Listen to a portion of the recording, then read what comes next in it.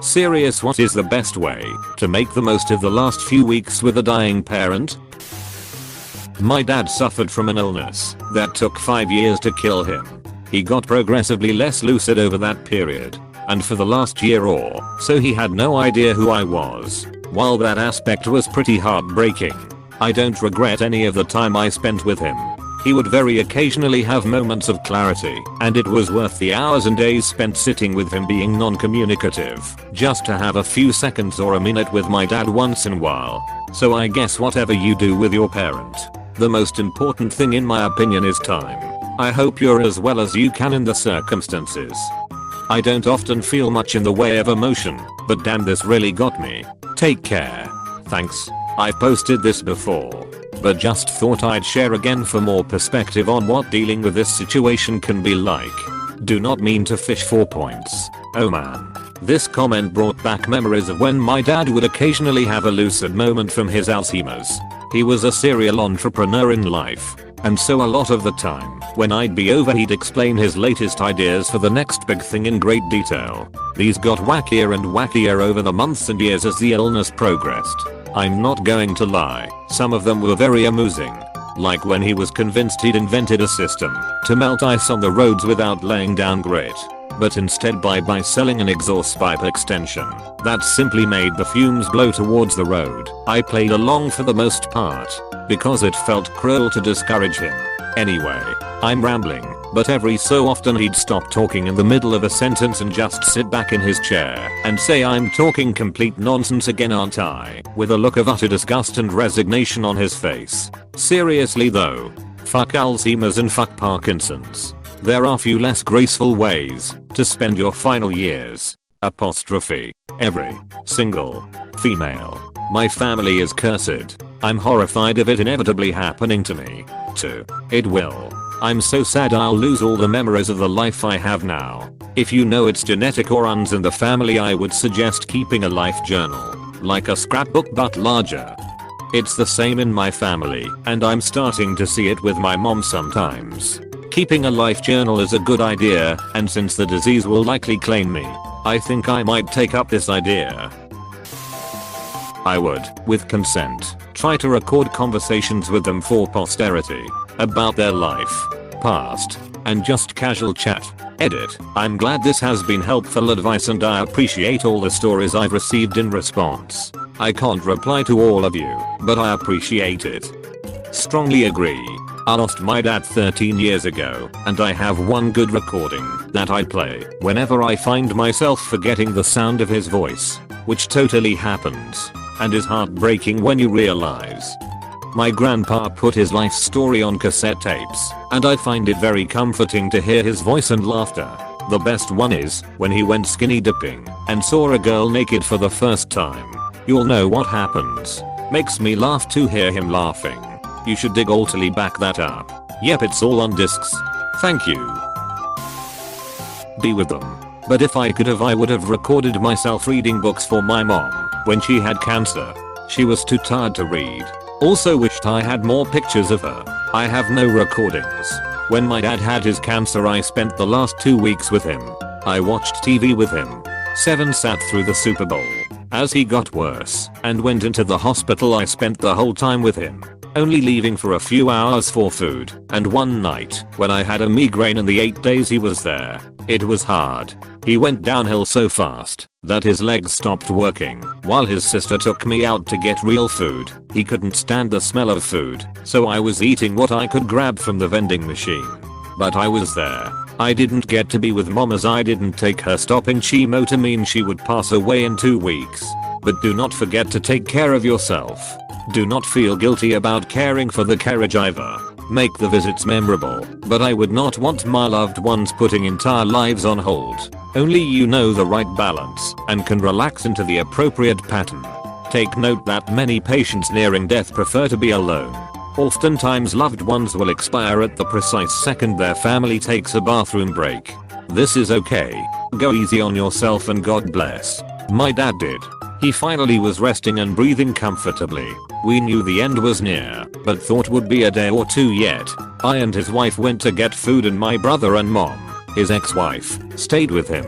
I had been dreading the moment of his passing. I'm an MD, and it's really hard to have that clinical eye and watch someone you love when you know what's happening in their body, and his wife wouldn't have been able to handle it.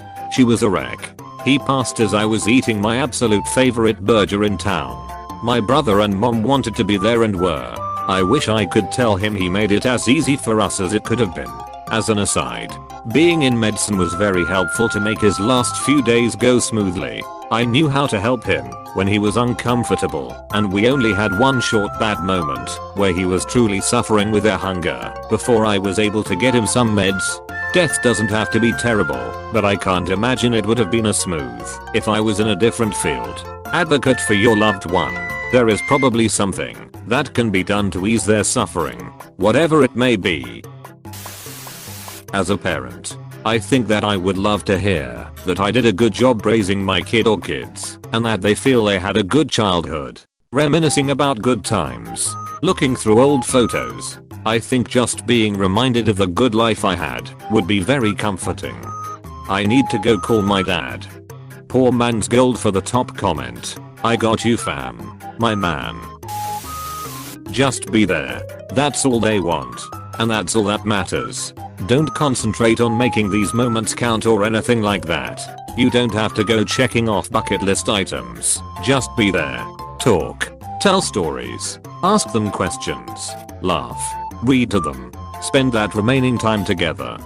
That, and additionally, consider looking into palliative care. The care workers are extremely precious. Sometimes dying people have something on their heart that they cannot share with their family, and talking to a stranger, as weird as that sounds, helps them let that go. Some aren't able to die when there's still something outstanding. The workers also help you with medication, if needed, that can make it easier for the person to go, in case they are dying of illness. Also, if possible, talk to them about their funeral, not only about whether they want cremation or a burial, or whatever. You'll be met with a shitton of decisions right after their death. And I'm talking right after they died. Like, the loved one still lying in the room, literally not cold yet, and the undertaker wants to hear about what decorations you want for the memorial ceremony. I've spent the last few weeks taking care of my dying grandfather at home, holding his hand, watching him diminish further each day and night.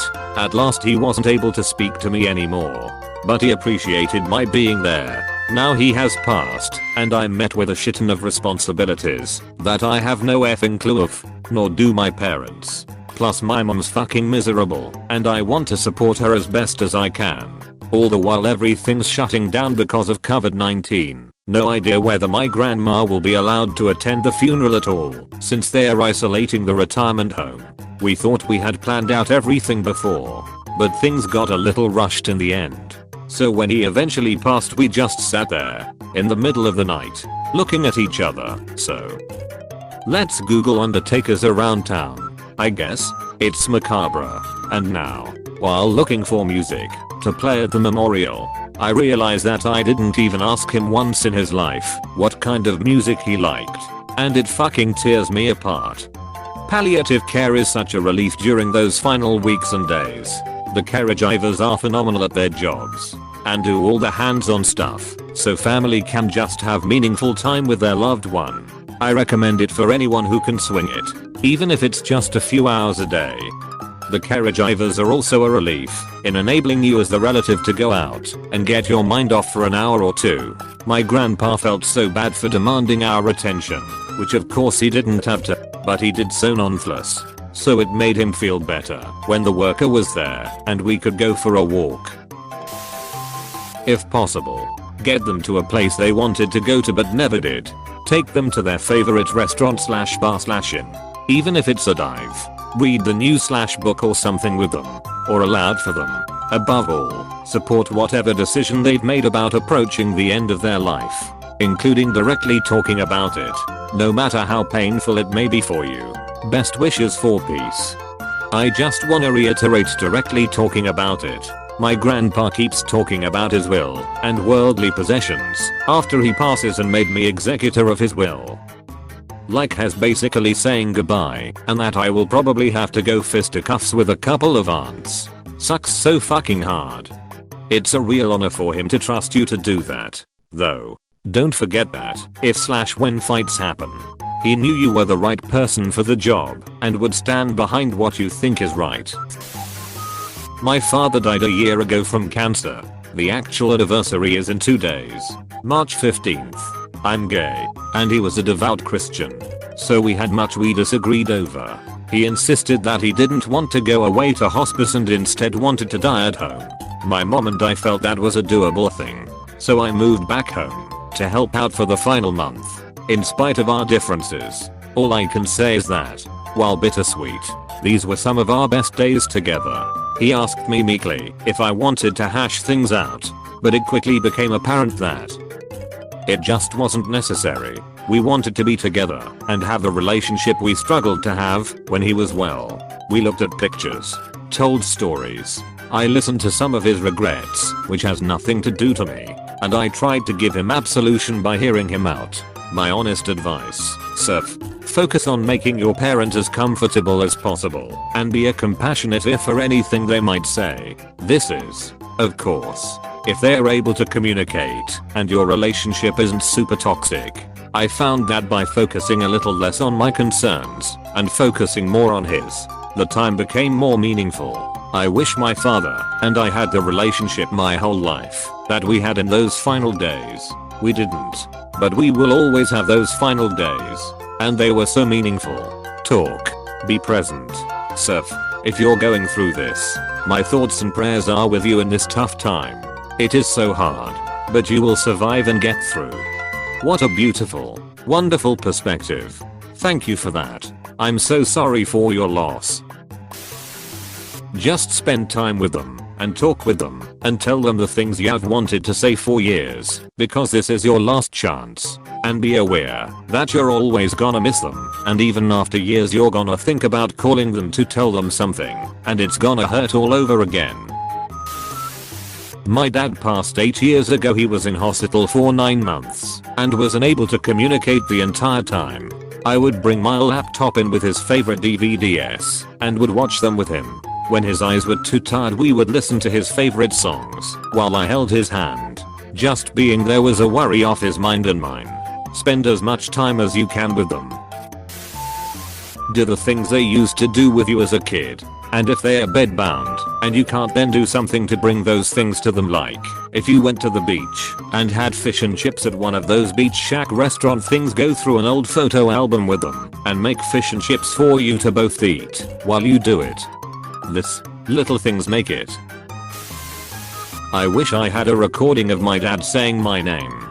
He had a nickname for me that only he used. I can hear it in my head, but worry that over time, that memory will fade. It won't. I know the feeling though. There are things I wish I had recordings of my husband saying, and my parents. As others have said, ask them to tell you stories. Ask them if there is anything they want you to do that they cannot. Play their favorite music as much as you can. Sit with them as much as they want you to. Even if they are in and out, they will know you are there. If they can eat at all, bring them takeout from their favorite restaurant. Even if they only eat a bite, it's worth it. As cheesy as this sounds, just try to be fully engaged with those last visits. Remember that this is just the last chapter in the book of your lives together, not the whole book. Helping our parents off stage is the sad but natural order. Try not to let the death stain the rest of the chapters of the book. Depending on their state, record canvas to be able to hear their voice in the future. Have them write you a letter so you can use their handwriting as a tattoo or a wall hanging, or have made into a pillow. If they cannot speak, get their handprint or record their heartbeat to again make a picture or record and stuff into a bear. Get a piece of their clothing to turn into a memory bear. Take pictures galore for me. I didn't leave their room for the last few days until her soul did. I told her all the stuff I put off until someday. If they're able, give them their favorite meal. Take them somewhere beautiful to watch the sunrise or set. Cross off something on their bucket list. Appreciate every moment. Let go of the little things. Keep you in my thoughts during this time. Wow. The idea of recording a heartbeat and putting it into a bear makes me sob. What a beautiful idea. I shouldn't have read this thread. Same. I wanna cry so bad now reading all these stories. Ima go to bed.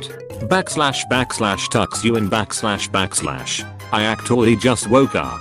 I keep having this dream of getting coronavirus, so I'm just gonna stay up now.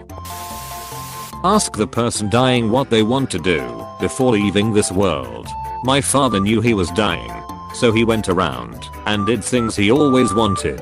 Bought nice things for people he loved. Went to places he always wanted. Partied with friends and family.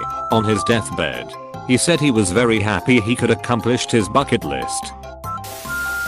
I've heard that people record messages to their future grandchildren. I found that a routine was really helpful for us. Meals, movies, reading, daily crosswords, the things we had done for years. Just every day and all day. The language we'd use to tell each other we love the time we spend together. Reminisce about the stuff they remember but you don't. E.g. your antics as a baby and child, their younger years, courtship, etc. Record it for posterity. Even if you don't think you'd go back and listen to it, if they're physically able to, see if there's something they might be interested in doing.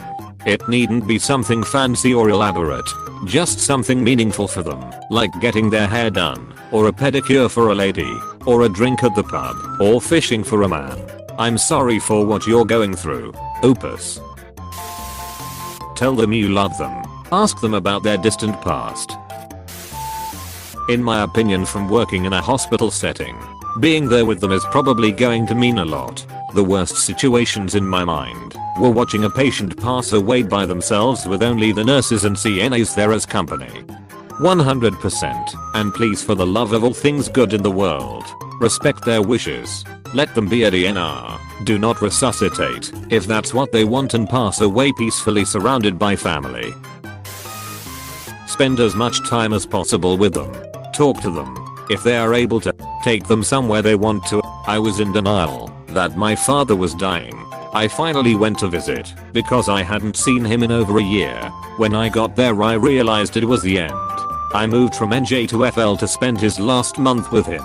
Best thing I ever did.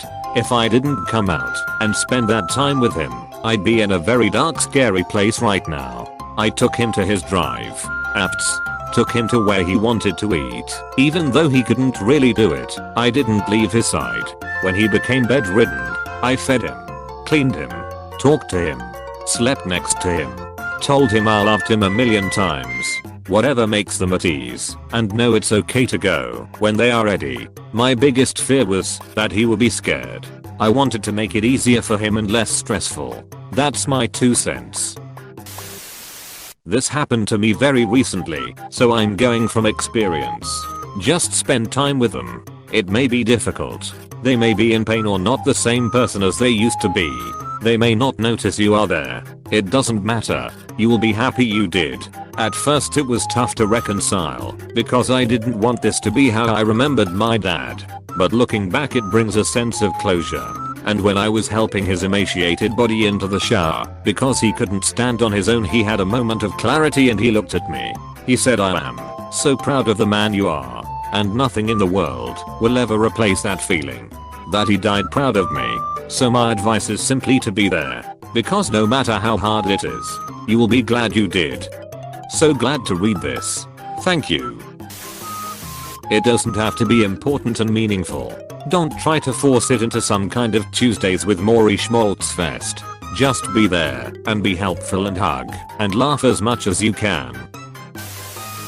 Conversation over food means more to most people than anything or place.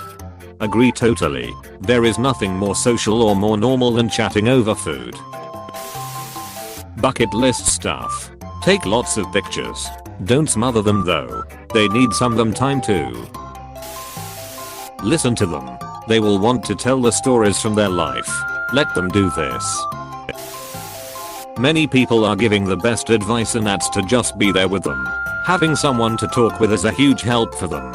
My father had a neighbor come over and scribe for him as he shared his life's memories. My sister has since typed it up for the rest of us siblings. When mum's cancer got bad we called up family, My mom's brother and parents came out west to visit for several days. We packed up and visited Zion together. It was her way of sharing her passion with her family. They all loved that trip. Tomorrow is the 3rd anniversary of my mother's passing. In 2 months it will be the anniversary of my father's passing. With mom, it was enough to just be there and hold her hand and try to make her smile while trying to memorize everything about her. I miss her smile the most and holding her hand. She would always tell me I had my father's hands. Little things like that are what I remember with her. With my dad, we would do barber time. He would recline in his wheelchair and I'd get him a warm towel ready for his face and then give him a proper shave. All the while, he and I would talk music and movies. Share with each other the beauty you found in life. Spend all your time with them and just make the most of it so when they are gone you can still look back to the great times. Just be there from them, talk about things past and present that brings a smile to their face and yours. Hey, thanks for watching and don't forget to subscribe.